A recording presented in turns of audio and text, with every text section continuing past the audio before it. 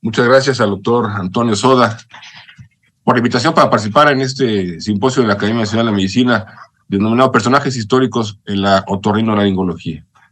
Agradezco poder compartir también con el doctor Pelayo Vilar, con el doctor Héctor Prado y con el doctor Mandujano, coordinados, como ya mencionados, por el doctor Soda, sobre personajes históricos en nuestra especialidad.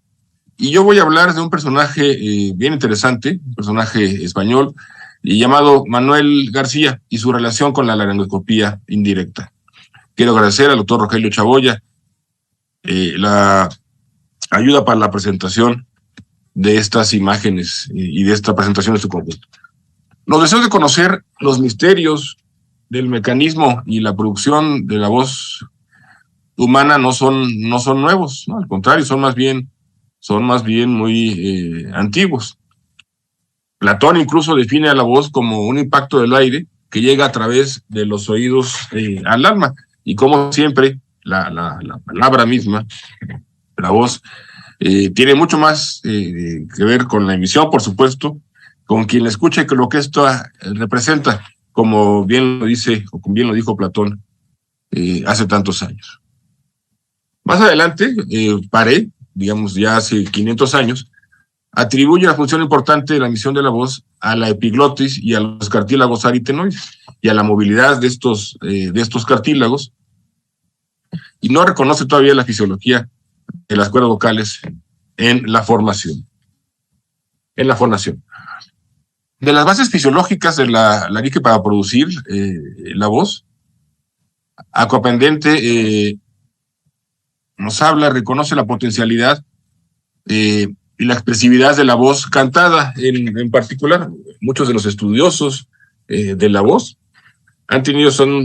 son estudiosos también del canto, como sabemos. Para Aquapendente, el sonido no es otra cosa que una alteración del estado del aire y una vibración como consecuencia de una comprensión. Ya nos acercamos más a cómo funciona, en este caso, los músculos de la laringe.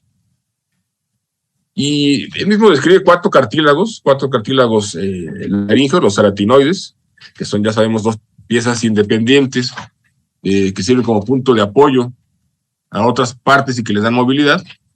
Los músculos internos, que tienen una función de abrir y cerrar la glotis, y considera que la laringe funciona como un tubo o órgano perfecto, puesto que puede modificar sus dimensiones y contribuir así a la formación de los diferentes tonos que nos da la voz.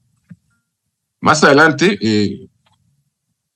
en el siglo XVII, Antoine Ferrand, considerado como el iniciador de la fisiología experimental de la laringe, que es un cirujano y profesor de anatomía en Francia, particularmente en Marsella y en París, y sus experiencias lo llevan a apreciar una gran analogía entre el órgano vocal, las cuerdas vocales y los instrumentos de cuerda, ¿no? Por esta vibración que mencionábamos hace un momento. Y estas bandas las denomina él, por tanto, cuerdas vocales, ¿no? Que pueden ser comparadas, como ya decíamos, con las cuerdas, en este caso, de algunos instrumentos del clavicordio. Él lo relacionaba con este instrumento. Más adelante, John Avery en Londres utilizó el espéculo reflector cóncavo, ¿no?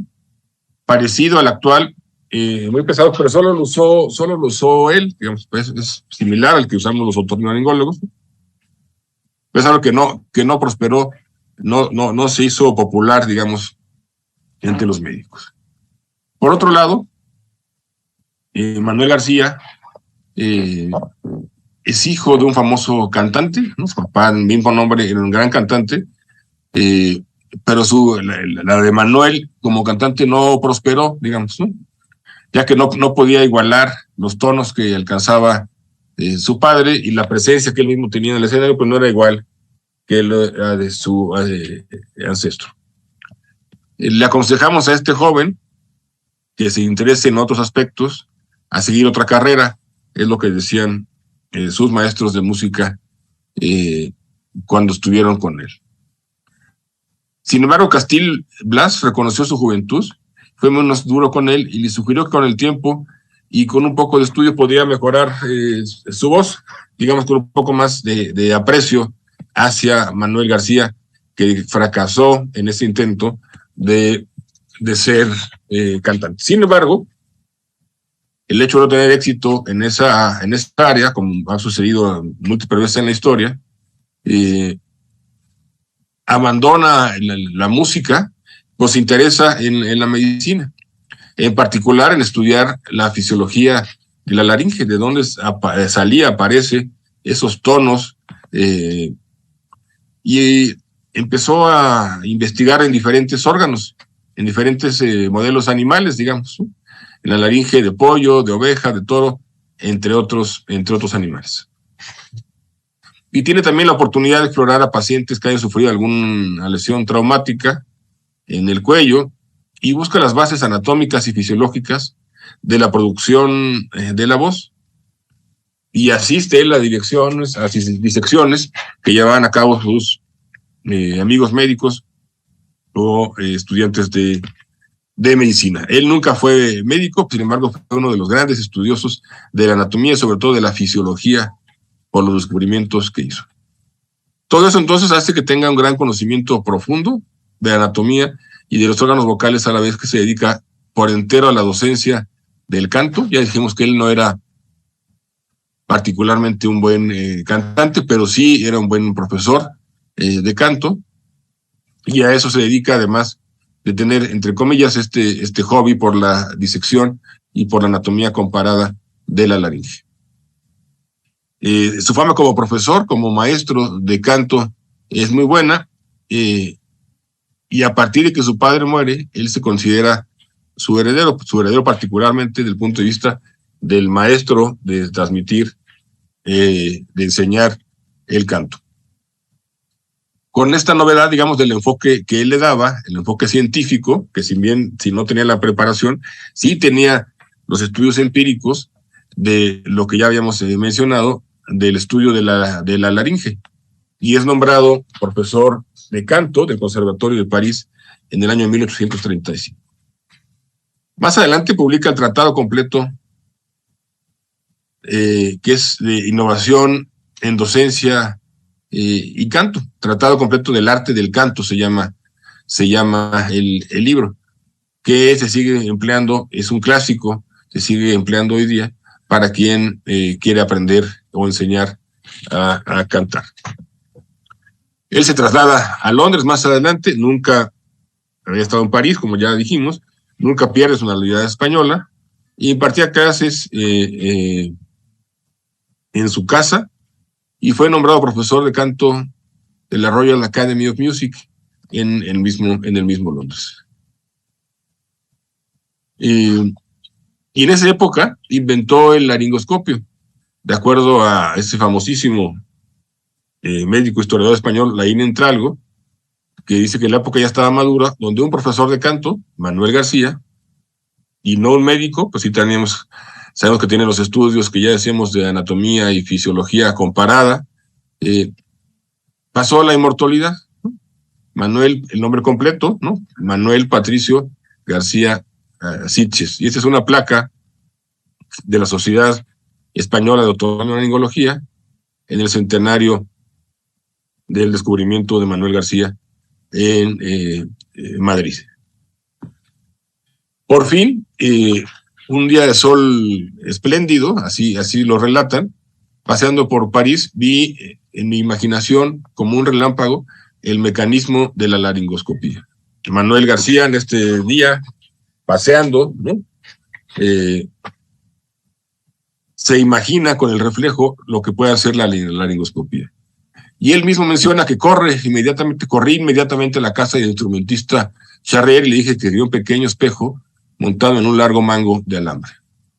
Charrier me enseñó un espejillo de dentista que había construido unos años antes para exponerlo en Londres.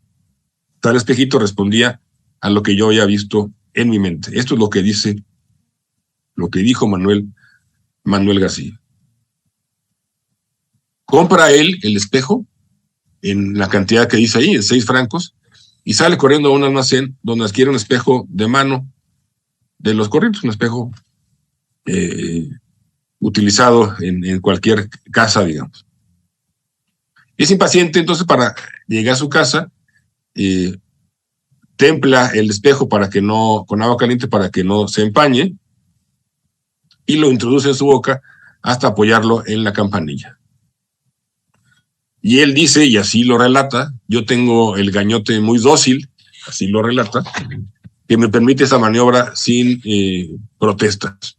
Esto nos ocasiona el reflejo del vómito. Y abierta completamente la boca, dirigí el espejo con una mano al rayo del sol y dirigida al espejillo, este espejillo de dentista que tenía, como él mismo dice, en el gañote. Aquí tenemos una imagen de lo que pudo haber sido ese histórico momento. Dice: en el acto, vi mi glotis abierta y debajo una porción de mi tráquea. La sensación que experimenté es indescriptible. Por primera vez se estaban viendo, imagínense ese momento, se estaban viendo las cuerdas vocales. Había conseguido dar vida real a la idea que durante tanto tiempo me obsesionó. Calmado de mi primera impresión, observé con detenimiento el modo de abrirse y cerrarse la glotis y la forma y actitud que tomaban las cuerdas durante la emisión de la voz. Este descubrimiento de enorme trascendencia, ¿no?, hubiera pasado desapercibido si este genial científico no hubiera hecho su comunicado al Royal College of Medicine el 22 de marzo de 1855. Y sobre todo, como sucede muchas veces, o ha sucedido muchas veces en medicina, si no se hubiera publicado en los Proceedings de la Royal Society of London. Sus observaciones entonces con el espejito laringio durante la fonación han pasado a la historia por un trabajo titulado Observations of the Human Voice, publicado, como ya dijimos, en la Royal Society of London. Este trabajo entonces fue recogido por el prestigioso otorrinolaringólogo vienés, Turk y Serkman, y ellos validaron, y no solo validaron, sino aplicaron, y diría yo, popularizaron hasta nuestros días esta práctica, este descubrimiento de Manuel García a la patología faringolaringea, dando lugar al nacimiento de una nueva especialidad que es la laringología. Manuel García murió después de un siglo con el reconocimiento y admiración de todos,